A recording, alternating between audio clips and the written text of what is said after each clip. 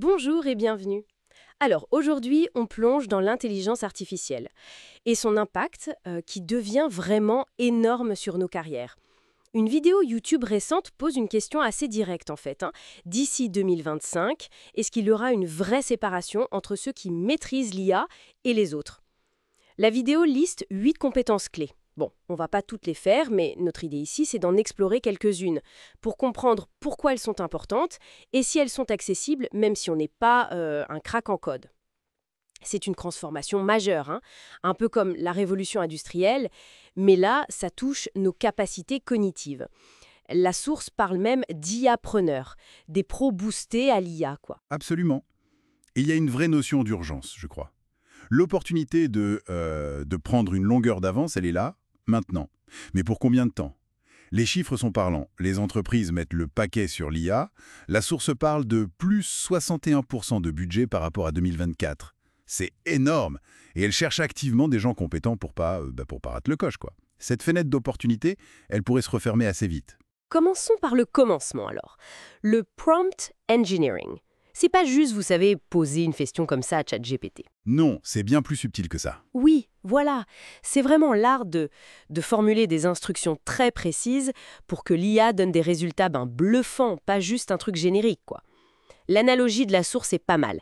C'est comme donner des plans super détaillés à un architecte au lieu de juste dire « construis-moi une maison ». C'est ça. C'est fondamental parce que si on maîtrise ça, ça démultiplie l'efficacité de tout le reste. On peut commencer avec ChatGPT, c'est vrai, puis aller vers des outils plus pointus comme Promptminist qui aident à bien structurer rôle, contexte, instruction, format. Et c'est crucial parce que ça change la relation à l'IA.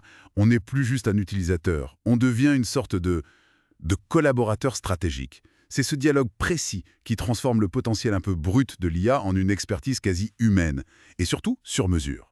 Sans ça, franchement, on gratte juste la surface. C'est très juste. Alors, autre compétence qui change pas mal la donne, le vibe coding, ou le développement sans code. Ah oui, ça c'est fascinant. L'idée, c'est de pouvoir créer des applis, des sites web, des outils qui marchent, juste en décrivant ce qu'on veut, en langage naturel. Ça n'a rien à voir avec le développement classique, long, cher, souvent frustrant. Et là, on peut tester une idée super vite. C'est ça l'avantage majeur. Exactement. La source cite des outils comme Lovable ou Bolt. Très accessible cela. Très accessible, oui. Et puis d'autres, peut-être pour ceux qui ont quelques notions, comme Windsurf ou Cursor. Le processus est simple. On a un problème, on décrit la solution en prototype, parfois en moins de 30 minutes, c'est fou. On teste, on ajuste. Ce qui est génial, c'est cette démocratisation de la création numérique. Ça incarne parfaitement l'idée de l'IA-preneur dont parlait la source. Une personne, seule, une petite équipe, peut faire ce qui avant demandait des ressources énormes. Et stratégiquement, tester des concepts business presque en temps réel, c'est un avantage énorme. Et cette créativité, elle s'applique aussi au contenu visuel, audio. L'IA permet de produire des images, des vidéos, des voix de qualité pro. Sans matériel hors de prix, sans expertise pointue. C'est ça, on voit déjà plein de pubs, de contenus de créateurs qui utilisent l'IA. Parfois, on s'en rend même pas compte. Le gain de temps, d'argent, c'est juste colossal. L'anecdote de la source est assez parlante. Une start-up qui dépense 70 000 € pour une charte graphique et une vidéo. Waouh! Et aujourd'hui, on pourrait faire un truc très correct en moins d'une heure avec les bons outils IA. ChatGPT 4o pour les images, Recraft pour la flexibilité, Runway pour la vidéo, Eleven Labs pour des voix incroyablement réalistes. Pour le marketing, la com, c'est une révolution. Les barrières à l'entrée pour du contenu de haute qualité, elles tombent. Ça change complètement la donne en termes de concurrence. La valeur se déplace, tu vois. Moins sur la technique pure, plus sur la créativité, l'intelligence qu'on met dans le prompt. Un dernier point, essentiel aussi, l'automatisation IA. Ah, le temps gagné. Exactement. Déléguer toutes ces tâches répétitives qui nous bouffent un temps fou. Répondre aux questions fréquentes, trier des données, formater des rapports, publier du contenu. La source estime que ça peut aller jusqu'à 70% du temps de travail. Ça fait réfléchir, non, sur la vraie valeur de notre heure de travail quand on fait ça. C'est énorme. L'exemple de l'agence marketing est frappant. Ils sont passés de 25 heures de travail manuel par semaine à seulement 2 heures grâce à l'automatisation. Et ils ont pu doubler leurs clients sans embaucher. C'est ça. Les outils comme Make, très visuel, ou NRateN, un peu plus techniques, permettent de faire ça. Le retour sur investissement peut être phénoménal. Ça libère du temps humain pour des choses à plus forte valeur ajoutée, la stratégie, l'innovation, le contact client. Bon, petit bémol quand même. Attention à ne pas passer plus de temps à vouloir tout automatiser qu'à développer son business. C'est un outil, pas une fin en soi. La source le dit bien. C'est un bon point.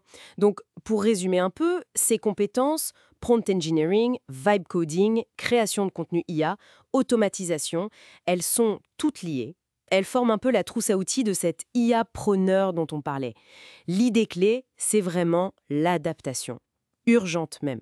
Pas besoin de tout savoir faire demain, mais Mais commencer, identifier ce qui est le plus pertinent pour soi et s'y mettre. voilà. Et garder en tête cette fenêtre d'opportunité qui se réduit. Et cette possible fracture dans le monde pro. Acquérir ses compétences, même une seule pour commencer, c'est reprendre le contrôle de sa trajectoire dans cette transformation. C'est piloter plutôt que subir. Tout à fait. Et pour finir, une petite question pour la route. Si chaque compétence est déjà puissante seule, qu'est-ce qui se passe quand on commence à les combiner? Quel genre de super profil ou de nouveau modèle économique peut émerger quand un IA-preneur maîtrise non pas une, mais plusieurs de ses compétences qui se renforcent mutuellement? C'est une excellente question. C'est peut-être là que se joue la prochaine étape, la prochaine vague d'innovation. À méditer.